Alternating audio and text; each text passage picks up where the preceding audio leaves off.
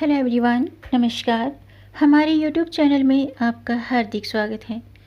दोस्तों, आज की वीडियो में हम जानेंगे इस साल 2026 में वैशाख मास के कृष्ण पक्ष में आने वाली एकादशी व्रत कब है, पूजा और पारण का शुभ मुहूर्त, पूजा विधि और एकादशी व्रत के नियम। दोस्तों, शास्त्रों में एकादशी व्रत का विशेष महत्व बताया गया है। एकादशी का व्रत करने से मोक्ष की प्राप्ति होती है। और अभी वैशाख का महीना चल रहा है, तो वैशाख महीने के कृष्ण पक्ष की एकादशी को वरुथनी एकादशी कहते हैं।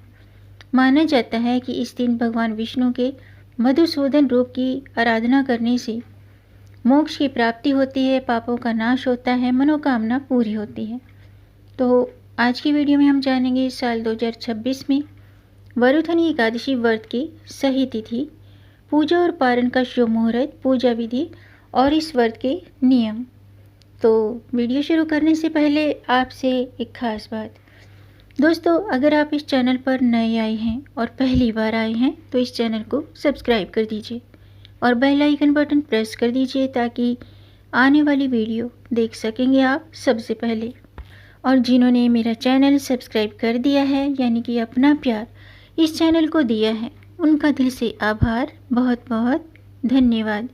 दोस्तों, इसी तरह इस चैनल को अपना प्यार देते रहिएगा और वीडियो को अंत तक ज़रूर देखिएगा ताकि कोई भी जानकारी छूट न जाए, क्योंकि दोस्तों आधी अधूरी जानकारी से पूरा लाभ नहीं मिलता है।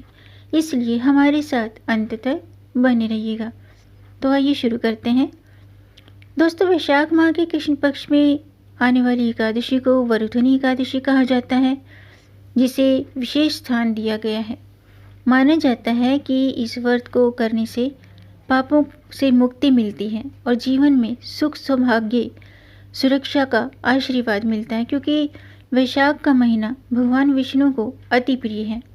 और इस महीने में भगवान विष्णु जल में निवास करते हैं और इसीलिए इनको इस महीने को माधव मास भी कहा जाता है।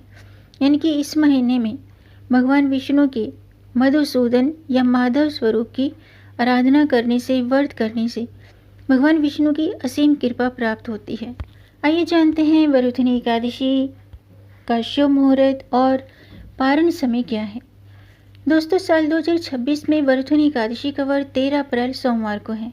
एकादशी तिथि 13 अप्रैल को प्रातःकाल 1:16 पर शुरू होगी और 14 अप्रैल को प्रातःकाल 1:08 पर एकादशी तिथि समाप्त होगी।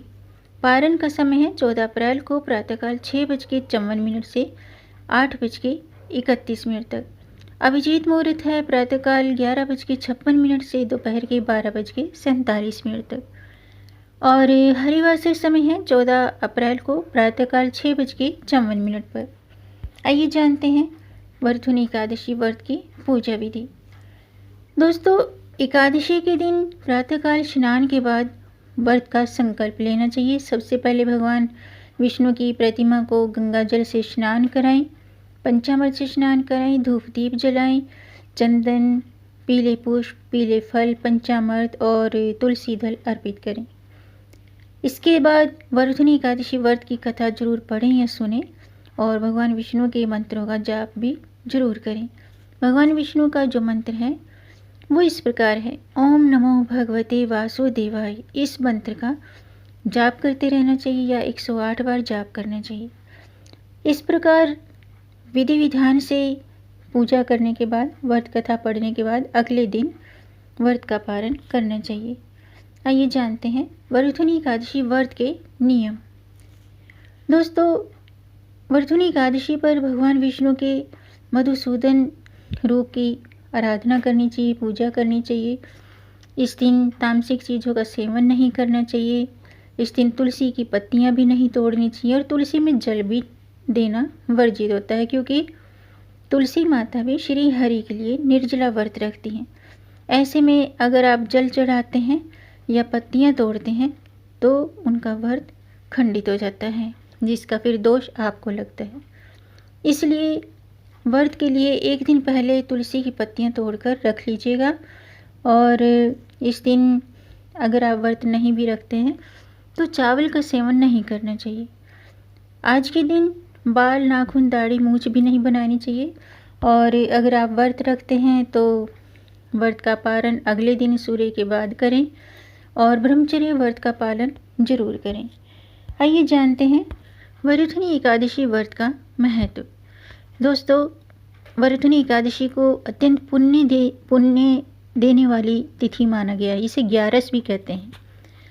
और एकादशी हर महीने में 2 बार आती है, कृष्ण पक्ष की ग्यारस और शुक्ल पक्ष की ग्यारस, एक यानी कि एकादशी तिथि हर महीने में 2 बार आती है। और इस कुल मिलाकर साल में 24 एकादशी होती हैं। हर एकादशी का अपना अलग महत्व होता है। इस महीने में यानी कि वैशाख माह में आने वाली एकादशी पुण्य देने वाली मानी गई है। माना जाता है कि इस व्रत के प्रभाव से पाप समाप्त होते हैं और मोक्ष की दिशा में आगे बढ़ने का मार्ग मिलता है। यह व्रत जीवन में सुख, शांति और समृद्धि लाने वाला भी माना जाता है।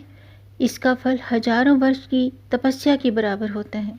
इस व्रत को करने से समाज में हमें यश प्राप्ति होती है, यश की प्राप्ति होती है, मान सम्मान में वृद्धि होती है, भाग्य में वृद्धि होती है। ये व्रत विशेष रूप से उन लोगों के लिए लाभकारी माना जाता है जो अपने जीवन में कठिनाइयाँ और बाधाओं को नकारात्मक परिस्थितियों का सामना कर रहे हैं, तो उन्हें ये व्रत जरूर रखना चाहिए।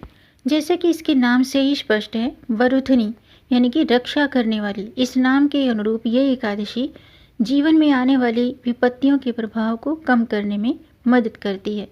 अब मैं वरुथनी एकादशी व्रत कथा शुरू करती हूँ। आप भी ध्यान से सुनिएगा, क्योंकि व्रत कथा सुनने से, पढ़ने से पापों से मुक्ति मिलती है, मनोकामना पूरी होती है। और व्रत कथा सुनने और पढ़ने से व्रत का पूरा लाभ प्राप्त होता है। तो ध्यान से सुनिएगा। प्राचीन समय में नर्मदा नदी के तट पर एक प्रतापी और धर्मपरायण राजा राज्य करता था, जिसका नाम था राजा मांधाता। वे अत्यंत न्यायप्रिय, दयालु और भगवान विष्णु का परम भक्त था।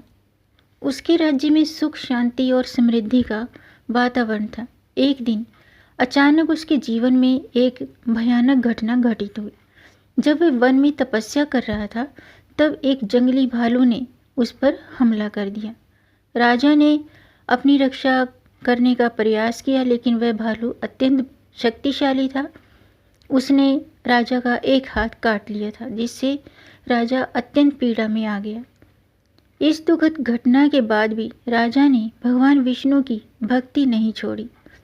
वह एक हाथ से ही अपनी तपस्या और पूजा करता रहा।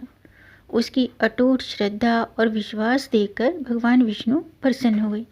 भगवान विष्णु ने प्रकट होकर राजा को वरदान दिया और कहा कि यदि ये वैशाख मास के कृष्ण पक्ष की वरुथनी एकादशी का व्रत करेगा तो उसके सभी पाप नष्ट हो जाएंगे और उसका खोया हुआ हाथ भी पुनः प्राप्त हो जाएगा।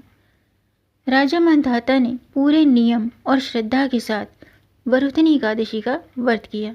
व्रत के प्रभाव से न केवल उसे शरीर उसका पुनः पूर्ण हो गया, बल्कि पूर्व जन्मों के पापों से भी मुक्ति मिल गई। इस कथा से ये स्पष्ट होता है कि वरुथनी एकादशी का व्रत केवल एक धार्मिक परंपरा नहीं है, बल्कि ये जीवन में चमत्कारी परिवर्तन लाने वाली शक्ति है। ये व्रत व्यक्ति को उसके दुखों से उबार कर उसे नई ऊर्जा और सौभाग्य प्रदान करता है। तो दोस्तों, आज का वीडियो मैं समाप्त करती हूँ। उम्मीद है आपको ये वीडियो अच्छा लगा होगा। अगर आपको ये जानकारी अच्छी लगी हो तो वीडियो को लाइक ज़रूर कीजिएगा। आपके लाइक से हमारा मोटिवेशन अप होता है और इस जानकारी को आगे बढ़ाकर अपनी फैमिली में, अपने फ्रेंड्स में ज़्यादा से ज़्यादा शेयर कर दीजिए, ताकि औरों को भी इससे लाभ प्राप्त हो।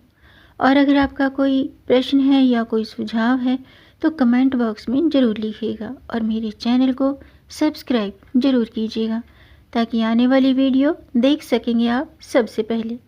वीडियो को अंत तक देखने के लिए आपका बहुत बहुत धन्यवाद। मिलेंगे नई जानकारी के साथ, तब तक आप खुश रहें, स्वस्थ रहें, अपना ख्याल रखें। और अपनों का भी ख्याल रखिएगा। जय श्री हरि, हर हर महादेव।